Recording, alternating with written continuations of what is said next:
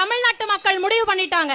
டெல்லியில இருக்கிற அந்த மோடியும் வேண்டாம், தமிழ்நாட்டுல டாடி டாடின்னு சொல்ற இந்த டம்மி டாடியும் வேண்டாம் என்று.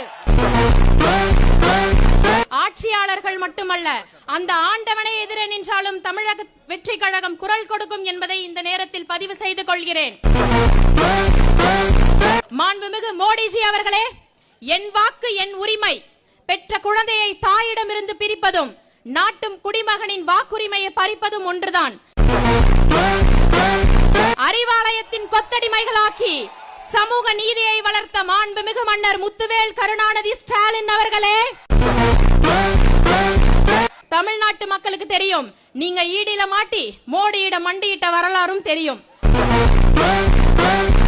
எழுதி வைத்துக் கொள்ளுங்கள், 2026ஆம் ஆண்டு சட்டமன்ற தேர்தலில் 234 தொகுதிகளிலும் திமுக டெபாசிட் இழக்க போகிறது. உங்க 75 ஆண்டு கால திராவிட வரலாற்றுக்கு முற்றுப்புள்ளி வைக்க போவது இன்றைய இளைய தலைமுறைதான் என்பதை மறந்து விடாதீர்கள். வந்தாரை வாழ வைக்கும் தமிழ்நாடு என்பது பழைய வரலாறு. நம்பி வந்தோரை வாழ வைத்தார் தளபதி என்பது புதிய வரலாறு. 1967இல் CN அண்ணாதுரை எனும் நான் என ஒலித்த குரல்.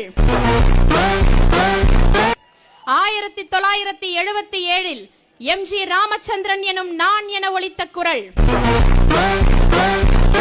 2026இல் விஜய் எனும் நான் என ஒலிக்கப் போகும். ஒட்டுமொத்த தமிழக மக்களின் குரலாக தலைவர் தளபதி அவர்களின் குரல் சட்டசபையில் ஒலிக்கும் நாள் வெகு தொலைவில் என்பதை